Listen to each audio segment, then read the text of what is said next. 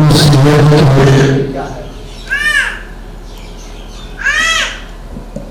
ब्रह्मा हमारी दुनिया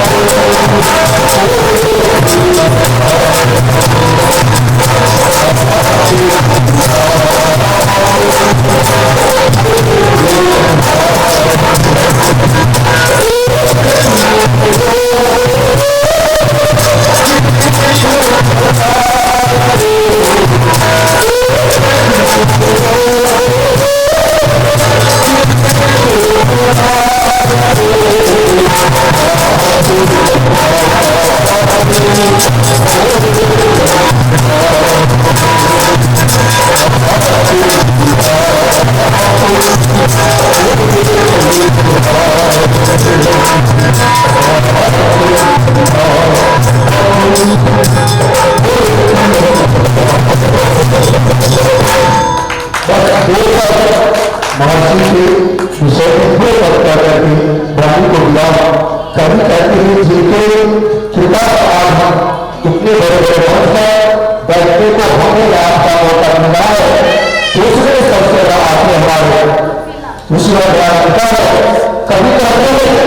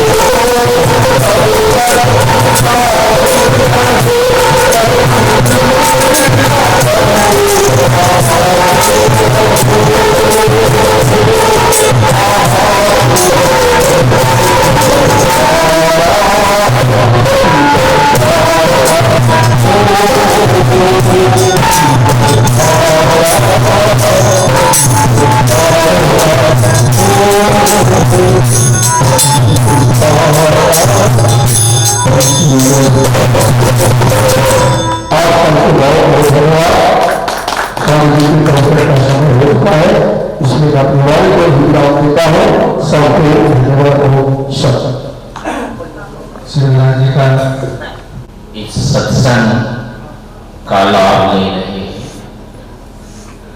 हमारे सामने अनेक प्रकार की बातें अनेक विद्वानों विदेशियों के द्वारा प्रस्तुत हुई है। कुछ न कुछ हृदय की अशुद्धि को दूर किया है, ऐसी शायद अनुभूति आप कर रहे होंगे। अब हम इस समय एक विशेष विषय की चर्चा करें। ईश्वर का वास्तविक स्वरूप क्या और कैसे उसकी भक्ति, उसकी उपासना, उसकी पूजा की जाती है या हम कैसे करें, इस बात को लेकर के हम कुछ विचार करेंगे।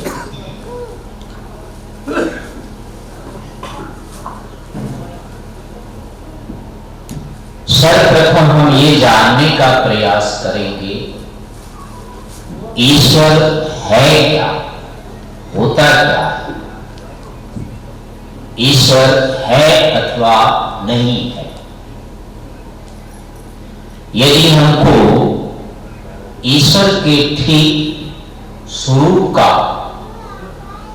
बोध हो जाए, ज्ञान हो जाए, तभी हम उसकी भक्ति कर पाएंगे, उसकी पूजा उपासना कर सकेंगे, अन्यथा नहीं कर सकते। जैसे कि हम यहाँ किसी व्यक्ति को अगर नहीं जानते ठीक से, तो उसके साथ हम ठीक व्यवहार नहीं कर पाते।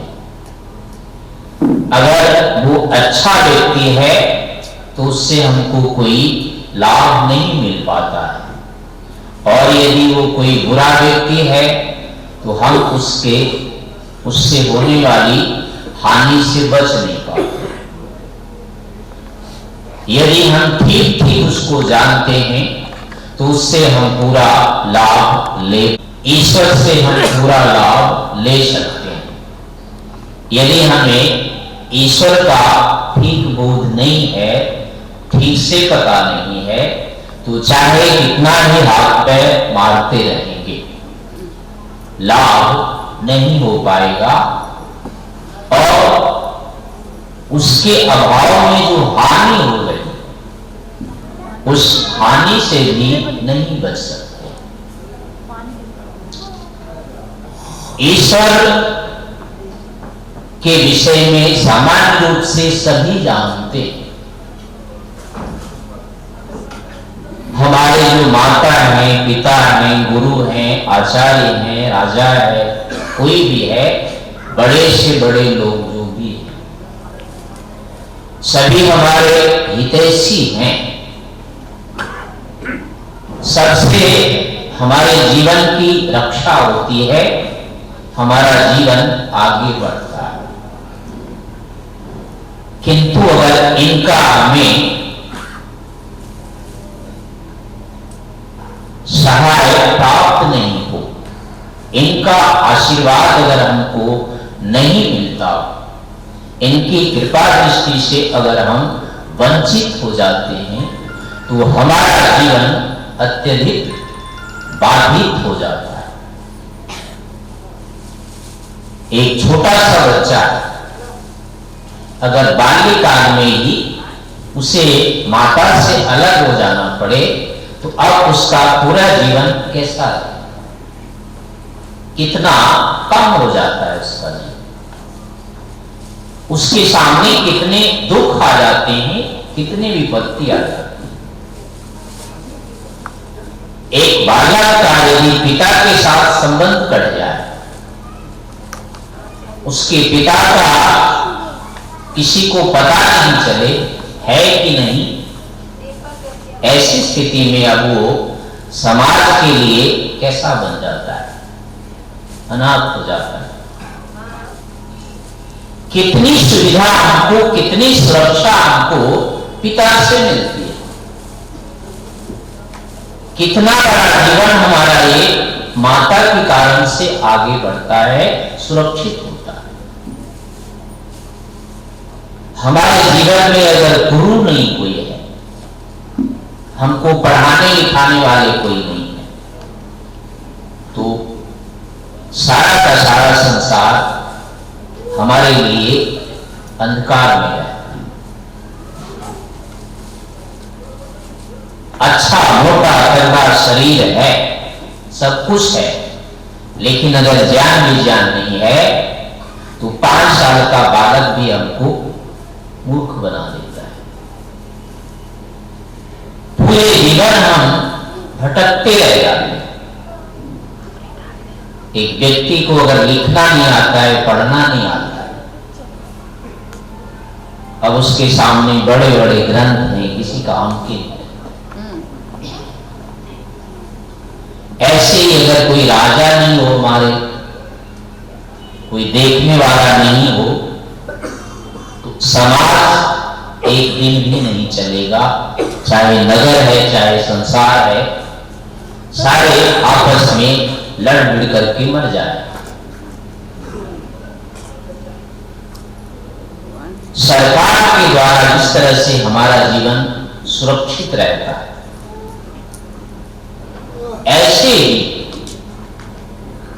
यहां माता पिता गुरु राजा आदि हमारी सुरक्षा करते हैं, हमारे जीवन को आगे बढ़ाते हैं, लेकिन थोड़े थोड़े अंश को बांट कर।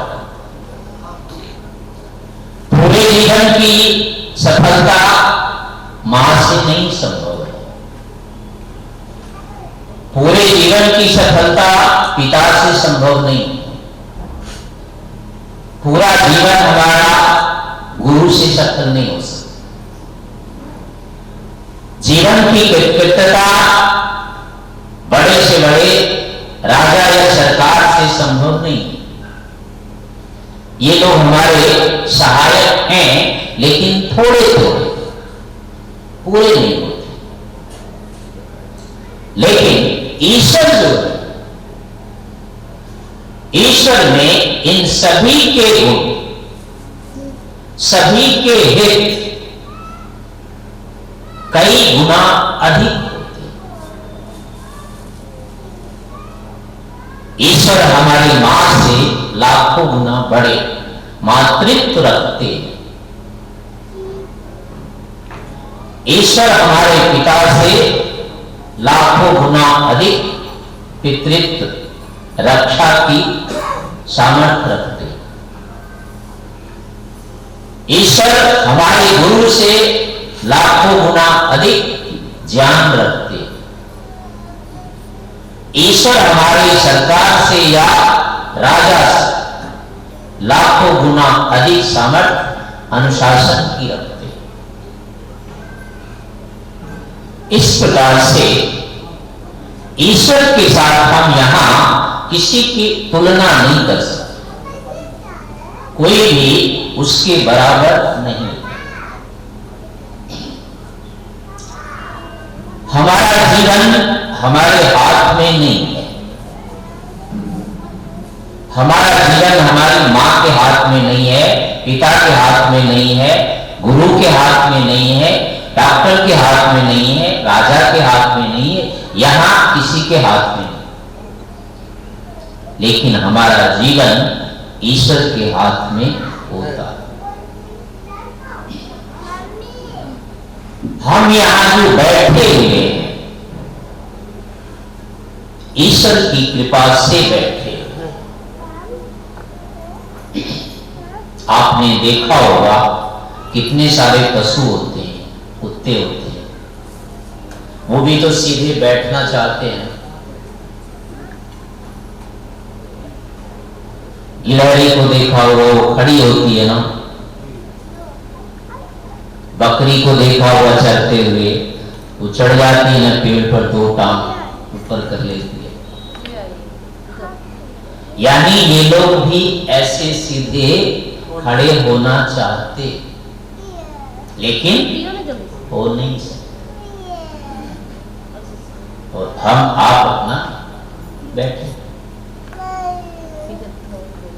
यूं ही नहीं, ईश्वर की कृपा के कारण से हमें इस प्रकार का शरीर मिला, तब हमें ये सुविधाएं, ये सुख मिला हुआ। अगर इतने उन्नत शरीर हमें नहीं मिलते ईश्वर से, तो ये सब कुछ नहीं संभव। इस कारण से जहां भी आप देखेंगे, जिस क्षेत्र में देखेंगे, सर्वत्र हमको ईश्वर की कृपा उपलब्ध रहती है। इसलिए हमारा जो जीवन का उद्देश्य होता है, सबसे बड़ा जो कार्य होता है, वो ईश्वर को जानना होता है। हमारे ऋषियों की मान्यता ये है, इन चेत अवेदित अथ सत्यम अस्ति, न चेत यह अवेदित महति विनष्टि। उन्होंने तो यहां तक कहा है, इसी जीवन में यदि ईश्वर को प्राप्त कर लिया तो समझो ठीक है, और यदि नहीं प्राप्त कर पाया तो सत्यानाश। इतना अधिक ईश्वर का हमारे जीवन में महत्व होता है। इस कारण से हमें ईश्वर के बारे में जानने का प्रयास करते रहना चाहिए। हमारे जीवन की जो सफलता है, कृतकृत्यता है, हम जो दिन रात चाहते रहते हैं, आप थोड़ा सा ध्यान दें अंदर, सतत हमारे हृदय में एक टीस चलती रहती है, कुछ चाहिए, कुछ मिल जाए, कुछ मिलेगा, लेकिन अभी तक वो मिल नहीं रही। पूरा जीवन हम ढूंढ रहे होते हैं, कुछ मिल जाए, कुछ मिल जाए, कुछ मिल जाए। एक मजदूर से लेकर के, सेठ से लेकर के, बड़े से बड़े धनी व्यक्ति है या बड़े से बड़े पद के हैं, मंत्री प्रधान, उनको भी अंदर से तृप्ति नहीं होती है बिना ईश्वर के। उनका हृदय भी ऐसे ही खाली होता है। कहीं सम्मान से, कहीं धन से, कहीं अन्य चीजों से, साधनों से वो इनको तृप्त पूरा करना चाहते हैं, लेकिन ऐसा कभी होता नहीं। क्योंकि ये जो चीज होती है, हमारे हृदय की वो जो रिक्तता है, खालीपन, वो वस्तुतः ईश्वर से पूरी होती है। जब तक ईश्वर नहीं हमें मिल जाते, जब तक हम ईश्वर को नहीं प्राप्त कर लेते हैं, अंदर ऐसी अनुभूति कभी नहीं होगी, जो मुझे चाहिए था वो मिल गया। ईश्वर को प्राप्त करने पर यही विशेषता होती है। जिसने ईश्वर को प्राप्त कर लिया, उसे लगता है जो मुझे चाहिए था वो मुझे मिल गया। प्राप्त प्राप्त, जो मुझे प्राप्त करना था वो प्राप्त हो गया, और मुझे किसी चीज की अपेक्षा नहीं रही। ऐसी अनुभूति होती है ईश्वर के प्राप्त हो जाने।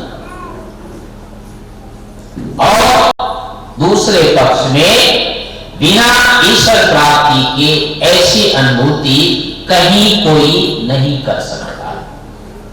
चाहे वो कितना विद्वान है, केवल पढ़ा लिखा है, कितना ही वो धनवान है, कितना ही वो समाज में प्रतिष्ठित व्यक्ति है, किसी के हृदय में ये पूर्ति की भावना नहीं। आप बड़े से बड़े लोग के नीचे निकल जाकर के देखिए, बाहर से दूर से व्यक्ति लगता है लेकिन बड़ा बुरा, क्या कमी होगी इसमें? लेकिन जैसे जैसे उसके निकट जाते जाएंगे वो अपनी कमियां दिखाते जाएंगे।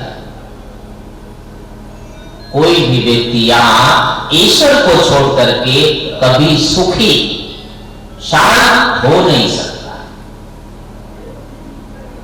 सुख का, शांति का जो आधार है वो केवल ईश्वर है। बिना ईश्वर के ऐसा कभी नहीं कुछ हो सकता। तो इसलिए हमें उस ईश्वर के लिए ये अपना जीवन लगाने का प्रयास करना चाहिए। जीवन में जो कुछ भी हम ढूंढ रहे हैं, वो चाहे पति के रूप में, पत्नी के रूप में, बेटे के रूप में, घर परिवार के रूप में जो कुछ भी ढूंढ रहे हैं, वस्तुतः वही सुख ढूंढ रहे हैं, शांति ढूंढ रहे हैं, निर्भयता ढूंढ रहे हैं, स्वतंत्रता ढूंढ रहे हैं, और कुछ नहीं ढूंढ रहे।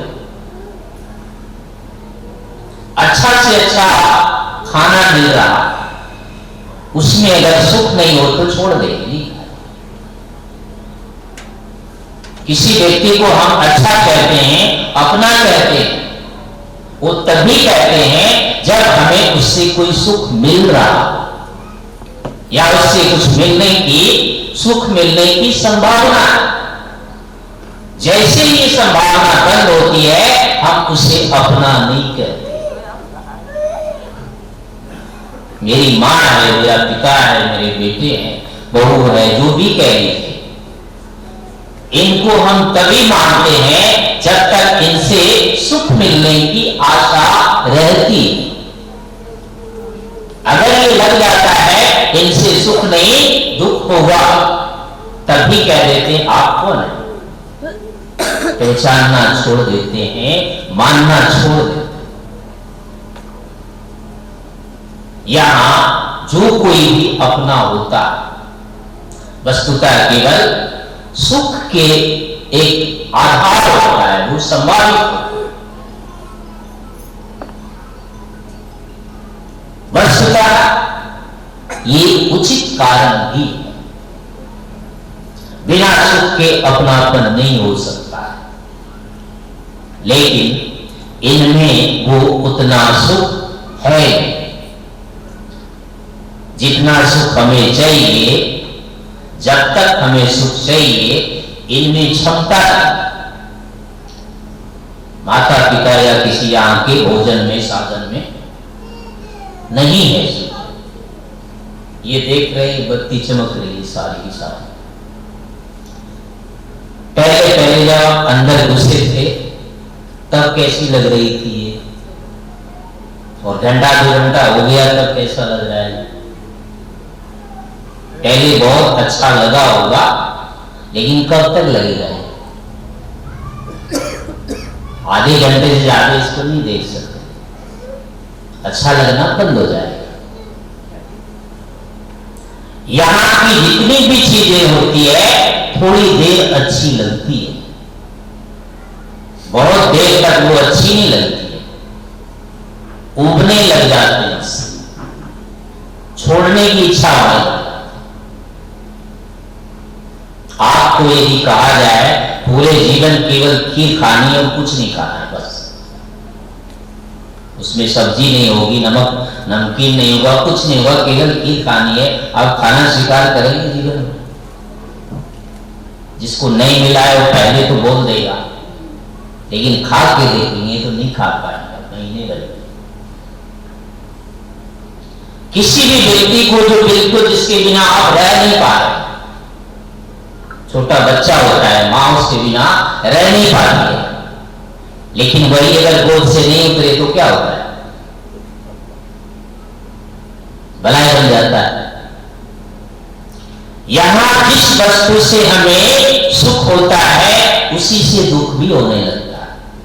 ऐसा कोई विकल्प नहीं मिलेगा जिससे आपको केवल सुख मिल रहा हो।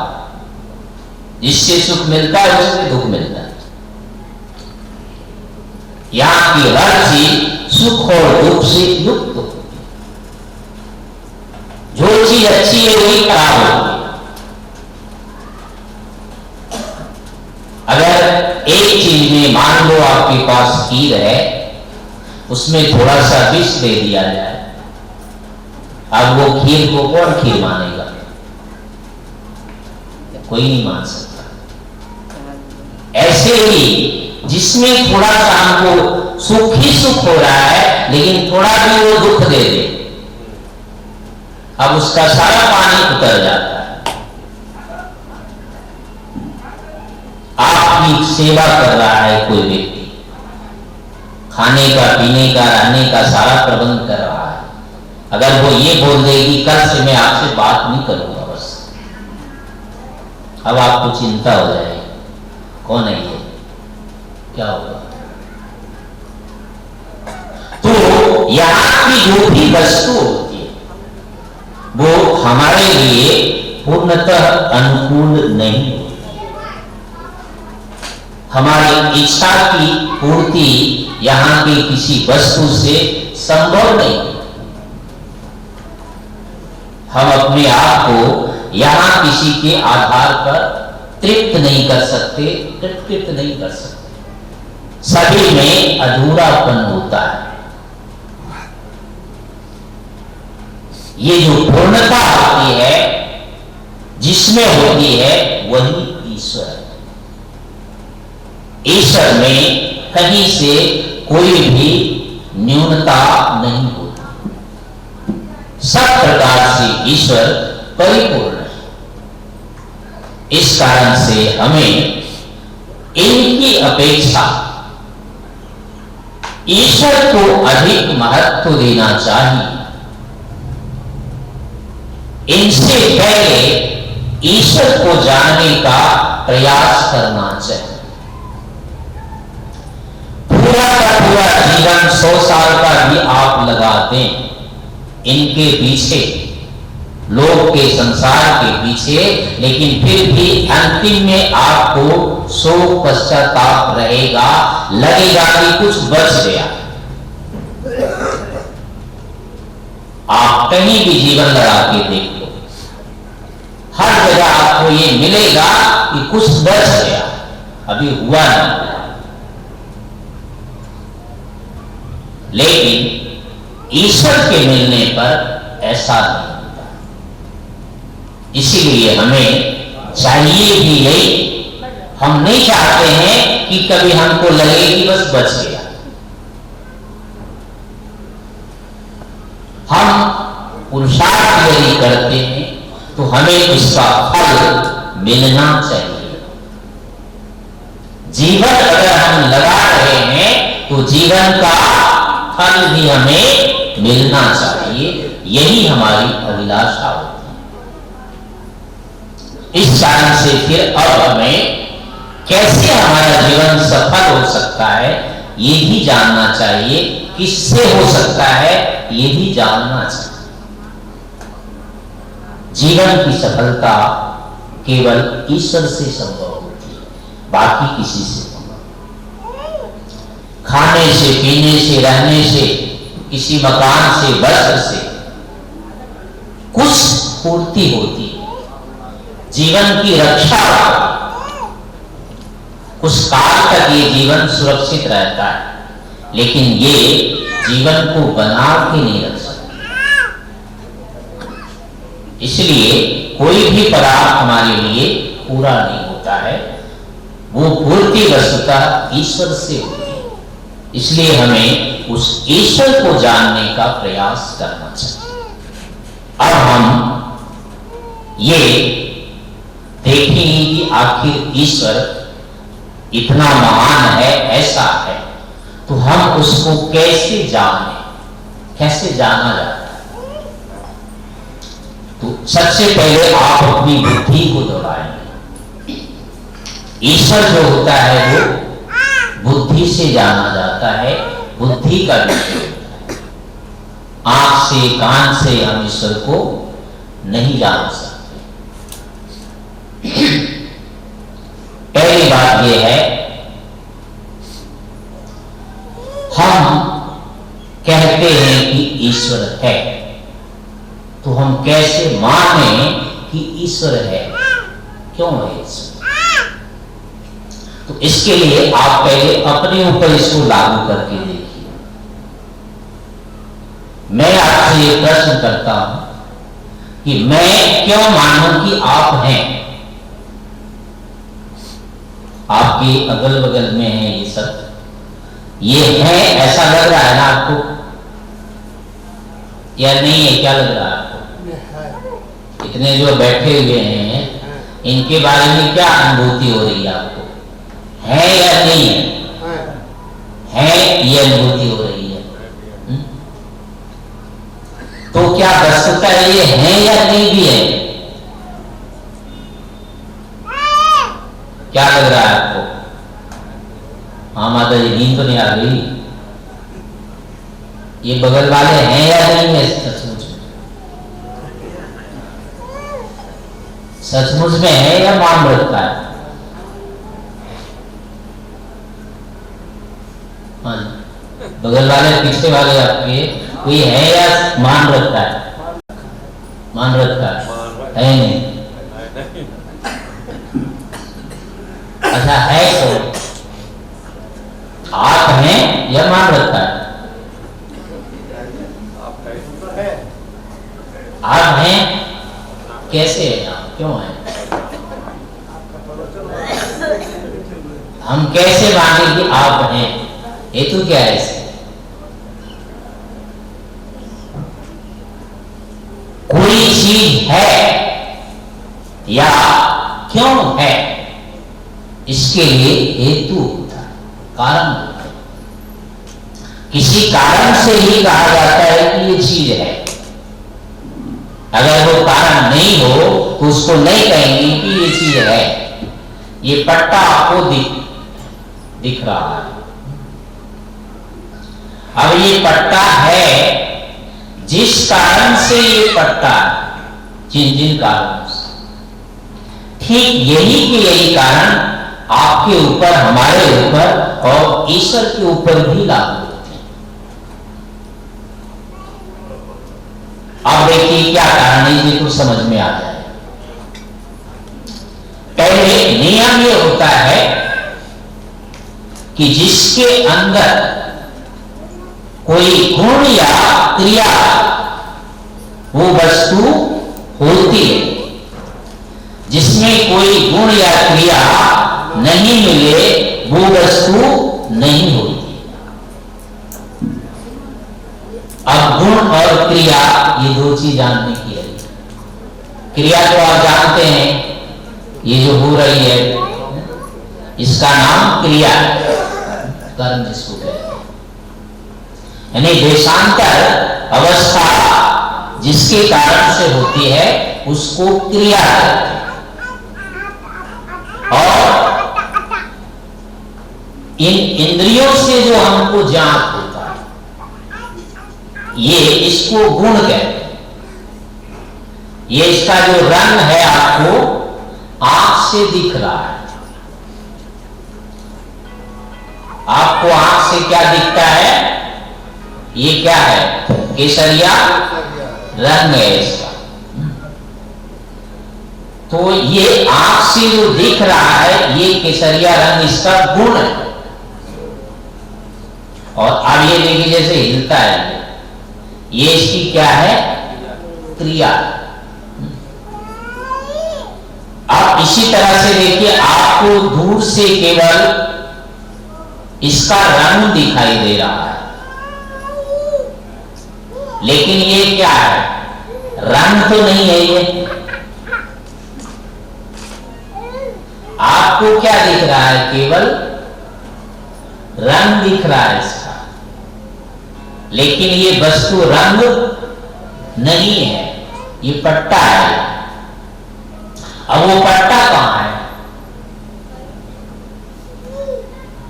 आपको आंख से पट्टा तो दिख नहीं रहा है, क्योंकि आंख से केवल इसका रंग रूप दिखता है, पट्टा नहीं दिखता। तो अब इसमें गुण और क्रिया दो चीज आपको ज्ञात हो रही है। ये रंग जो है ये एक गुण है और ये एक इसकी क्रिया है। ये दो चीजें हैं, इसमें कोई संदेह तो नहीं आपको। यहां तक तो समझ में आ गया कि गुण है और क्रिया भी है। आप ये देखिए ये दोनों चीजें कहां पर है।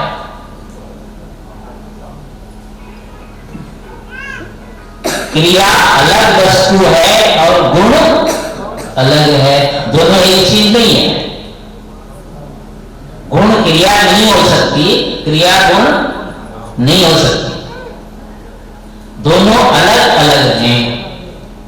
तो जब दोनों अलग हैं और एक ही जगह, तो इसका मतलब जहां वो है इन दोनों से भिन्न वो वस्तु एक है, क्योंकि गुण क्रिया नहीं है, क्रिया गुण नहीं है, लेकिन वो दोनों हैं कहीं पर, एक जगह है ना, वो कहीं एक आश्रय से है। तो वो आश्रय जो है वो इन दोनों से भिन्न एक पदार्थ। तो वो जो तीसरा पदार्थ है ये आपको आंख से ज्ञात नहीं हो रहा है। वो कैसे ज्ञात हो रहा है ये तो समझ में आ गया ना, इन दोनों से अतिरिक्त एक तीसरा भी है, उसी को हम पट्टा कह रहे हैं। इस रंग को पट्टा नहीं कह रहे हैं, इसकी क्रिया को हिलना डुलना कहते हैं, उसको पट्टा नहीं बोल रहे हैं। लेकिन ये पट्टा है ना, वो पट्टा क्या हो। अब इन दोनों से भिन्न जो है इस क्रिया और गुण का जो आधार है वो पट्टा है और वो तीसरी चीज है इससे। तो गुण तो आपको आंखों से दिख रहा है, ज्ञात हो रहा है, और इसी के कारण से क्रिया भी ज्ञात हो रही है। सीधे सीधे क्रिया आंख से नहीं दिखती है, लेकिन फिर भी क्रिया हो रही है, या क्रिया और गुण दोनों एक में है, किसी एक में, तो ये भी ज्ञान हो रहा है आपको। तो ये जो ज्ञान हो रहा है ये द्रव्य का ज्ञान है। तीन चीज यहां पर हो गई, क्रिया, गुण और द्रव्य। इनमें से गुण का ज्ञान सीधे सीधे इंद्रियों से हो गया, उसी के आश्रय से क्रिया का भी ज्ञान हो गया। अब इन दोनों के कारण ये दोनों कहीं एक जगह हैं, इस अनुमान के कारण से एक तीसरा पदार्थ भी है, इसका ज्ञान हो गया। अब ये तीन मिलकर के ये एक वस्तु हो गई है, द्रव्य, गुण और कर्म या क्रिया। तो अब इसी कारण से, जिसलिए कि इसमें गुण है और क्रिया है, इस कारण से ये वस्तु है, इसका निषेध नहीं हो सकता, मना नहीं कर सकता। इसको कोई नहीं कह सकता है कि ये नहीं। आप देखिए कि यहां पर हाथी है, इसको आप मानेंगे क्या? यहां पे हाथी खड़ा है, आप मानेंगे इसको? नहीं मानेंगे। यहां हाथी नहीं है, ये सत्य है या सत्य है? यहां हाथी नहीं है, इसमें कोई संशय आपको? यह लग रहा है? नहीं लग रहा है। क्यों नहीं है ये? क्यों नहीं लग रहा है ये नियम नहीं घट रहा है। अगर ये है तो इसका गुण हमको पता चल रहा है, अगर ये है तो इसकी क्रिया का हमको पता चल रहा है। लेकिन हाथी का गुण और क्रिया उसका पता चल रहा है क्या?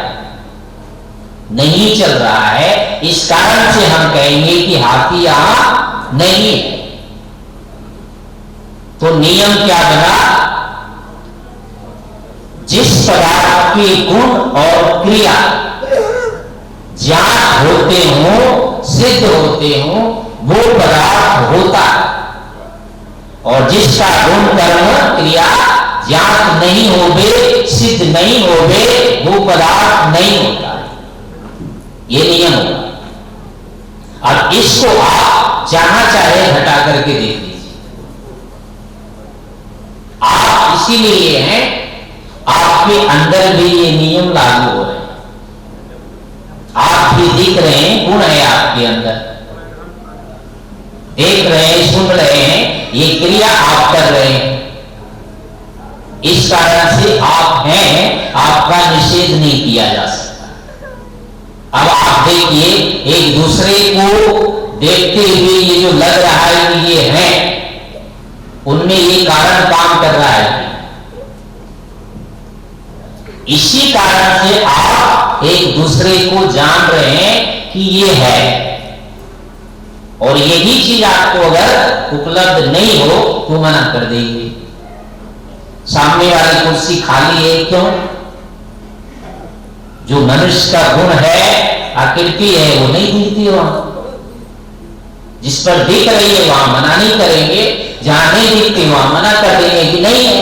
और नहीं है कह रहे हैं तो झूठ नहीं है, सत्य है। जहां कह रहे हैं यहां दिख रहा है तो वो सत्य है कि ये है। अब यही नियम अपने आत्मा पर भी लगेगा, परमात्मा पर भी लगेगा। इसी नियम से हम किसी भी वस्तु को जानते हैं, कोई है या नहीं है, सीधे सीधे इस नियम के आधार पर उसका निश्चय निर्धारण होता है। अब रही बात की आत्मा पर या परमात्मा पर कैसे घटाएंगे इसे, क्योंकि परमात्मा या आत्मा जो है वो दिखते तो है नहीं। उसके गुण यदि हैं तो हम जाने कैसे? बिना हम केवल अभी तक इतना ही जानते हैं, जो चीज हमको इंद्रियों से दिख जाए, पता चलता है, देख करके, छू करके, सूंघ करके, चख करके, इनसे हमको पांच हमारी जो इंद्रियां, इनके माध्यम से जिस चीज को हम जानते हैं अभी केवल उसको ही समझते हैं, उससे अधिक को हम नहीं समझ पाते हैं, नहीं मान पाते। लेकिन इससे अतिरिक्त को भी वस्तुतः हम जानते हैं, जो हमको दिखाई नहीं देता है, जो हमको सुनाई नहीं देता है, जो हमें छूने नहीं आता है, ऐसी भी चीजें हैं जिसको हम जानते हैं, समझते हैं। उदाहरण के लिए आज कौन सा दिन है? आज गुरुवार है। आपने गुरुवार को देखा है कैसा है? कल कौन होगा? शुक्रवार और गुरुवार में फिर क्या अंतर है? कितना लंबा चौड़ा शुक्रवार हो, गुरुवार हो? देखा आपने किसी में से? काला है कि गोरा है कि नाटा है, कैसा है? कहीं किसी को दिखाई दिया है? नहीं दिखा। किसी को दिखेगा क्या? कभी नहीं दिखेगा। लेकिन जानते तो हैं या नहीं जानते? बुधवार, गुरुवार, शुक्रवार, सोमवार सब जानते हैं। अभी कौन सा महीना है? पौष महीना है। अभी कैसा, काला है कि गोरा है, कैसा होता है? आपको कोई पूछे कैसा है ये, तो आप क्या करेंगे? ये है। तो इसका ज्ञान इन वस्तुतः इन इंद्रियों से नहीं होता है। जिन वस्तुओं का ज्ञान इंद्रियों से नहीं होता है उनको मन से जाना जाता है, और जिनका ज्ञान मन से भी नहीं होता है उनको केवल बुद्धि से या ज्ञान से ही जाना जाता है। आपको किसी ने घर में बुला लिया और भोजन कराने लग गया, एक रोटी, दो रोटी, चार रोटी दे करके उसने चुपके से बोला कि ये तो रुकता ही नहीं, खाई जा रहा है। अब आपको खाना अच्छा लगेगा? खाते जाएंगे? ये कैसे पता लगा कि वो कुछ कर रहा है? उसने क्या किया? आपका सम्मान किया या अपमान किया? कुछ तो किया। खिलाया जा रहा है, बोल रहा है, ये तो रोक ही नहीं रहा है। पता नहीं पड़ता कितना खाएगा ये, और आपको सुनाई दे पड़ा। दोबारा जाएंगे क्या आप खाने के लिए उसके यहां? ये क्या हुआ? आपको दुख की अनुभूति, आपको अपमान लगा। अब उसने क्या किया था? बोला ही तो था ना, अंदर तो वो गया नहीं है, लेकिन आपने ये कैसे कर लिया कि इसने मेरा अपमान किया? तो ये पता चलता है ज्ञान से। हम किसी भी चीज को, सुख को, दुख को, मान को, अपमान को, इच्छा को, प्रयत्न को, इनको हम ज्ञान से जानते हैं। एक भूखा नंगा व्यक्ति है, आपके दरवाजे पर आकर खड़ा हो जाता है, कुछ नहीं बोलता है, आपको कुछ पता लगेगा कि नहीं लगेगा? फिर भी ये कुछ मांगने आया है, ये होता है नहीं जान। ये कैसे पता लगा? ज्ञान से होता है। तो ऐसे कई वस्तु हैं जिनको हम केवल ज्ञान से जानते हैं। अभी देखो आप लोग ठीक ठाक बैठे हैं और सूचना ही आ जाएगी कोरोना आ गया है। अब आपको ज्ञान हो गया कि नहीं हो गया? कोरोना कहीं दिखेगा क्या? देखा है किसी ने? लेकिन ज्ञान तो हो गया। अभी कैसे जान? आंख से नहीं दिखा, कान से तो शब्द सुनाई दिए, कोरोना हमने नाम बोला, बच्चों को तो नहीं बताया ना, लेकिन उसका ज्ञान हो गया। तो ऐसे ही कुछ पदार्थ जो होते हैं सीधे सीधे हमको इंद्रियों से ज्ञान होते हैं। ऐसी सुख दुख की अनुभूति जो होती है ये मन से हो जाती है, इसको हम मन से जानते हैं। मान है, सम्मान है, सुख है, दुख है, प्रसन्नता है, ये सब हम मन से जानते हैं। लेकिन कुछ चीजें होती है उसको हम केवल ज्ञान से ही जानते हैं। किसी प्रकार से वो ज्ञान उत्पन्न होता है हमारे में, और उस ज्ञान के उत्पन्न होने से उस वस्तु का हमें बोध होने लगता है। तो जो ईश्वर विषय होता है, ईश्वर उसका ज्ञान हमें ज्ञान से होता है। आप आत्मा है, शरीर नहीं। किसी आत्मा को जब कोई मर जाता है तो निकलता है, निकली आत्मा को किसी ने देखा है? कहीं नहीं देखा है, लेकिन वो निकल गया, ये ज्ञान होता है ना, आंख से नहीं होता है ये, लेकिन उसकी क्रिया आदि को, चेष्टा आदि वो रहित हो गया। पहले थी आत्मा को सब कुछ कर रहा था इधर उधर, अब वो बंद हो गया। ऐसे अनुमान से हमने जाना कि वो चीज नहीं रही है। ऐसे ज्ञान से भी वस्तु का ज्ञान, तो ईश्वर का भी ज्ञान हमें इसी ढंग से होता है। हम उसको आंखों से जानने का प्रयास नहीं करें, आंख से वो नहीं दिखेगा, कान से वो सुनाई नहीं देता है। ईश्वर को हम ऐसे ही सत्संग से, स्वाध्याय से पढ़ करके सुनते रहते हैं। सुनते सुनते जब हमारा चित्त शुद्ध हो जाए, हमारे अंदर जो काम है, क्रोध है, दोष है, लोभ है, अहंकार है, ये सारे के सारे जो हमारे चित्त में मिथ्या ज्ञान पड़ेगी, जब ये हट जाएंगे, चित्त पूरा सात्विक हो जाएगा, शुद्ध हो जाएगा, तब जाकर के ये ज्ञान उत्पन्न होगा चित्त। अब वो उत्पन्न होया हुआ ज्ञान ईश्वर को जानने में समर्थ करेगा। इसके पहले ईश्वर की सीधी अनुभूति नहीं होगी। उससे पहले आप ऐसे ही सत्संग से, स्वाध्याय से ईश्वर को जानते हैं। इसको शब्द प्रमाण कहते हैं। शब्द प्रमाण से, अनुमान प्रमाण से हम ईश्वर को जान सकते हैं। प्रत्यक्ष जानने के लिए हमें समाधि लगानी होती है, योगी बनना पड़ता है। उसके पहले ईश्वर का साक्षात ज्ञान नहीं होता है।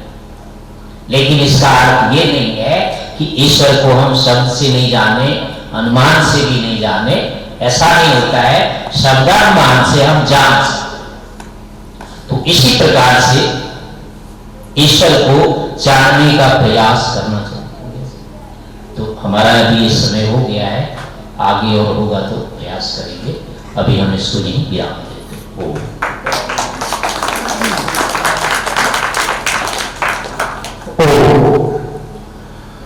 बहुत ही आप लोग जो सुन रहे थे, ये इसी को तत्व ज्ञान कहते हैं।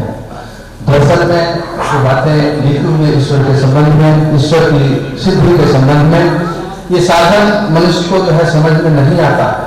इसके अंदर की गहराइयों में जब जाएंगे, स्वाध्याय करेंगे कि ईश्वर किसी तरह, और बहुत अच्छा एकाग्रचित होकर के सुनना चाहिए। आप सभी ने आए और स्वामी जी का से ज्ञान के अंदर जो धारा उसे लाभ लिए, आपका साधुवाद है। और अभी सारे जितने भी महानुभाव आए हुए हैं, ऊपर में भोजन की सबकी व्यवस्था है, सब लोग भोजन कीजिएगा। उसके बाद थोड़ा देर के बाद में फिर 2 बजे से मतलब फिर प्रारंभ हो जाएगा। तो इसलिए मतलब भोजन करना है उसके बाद, और इससे पहले समाप्त हो, उसके बाद शांति पाठ अभी करेंगे। हम बेटियों को बुलाते हैं शांति पाठ करने के लिए। कन्या पानी में कन्या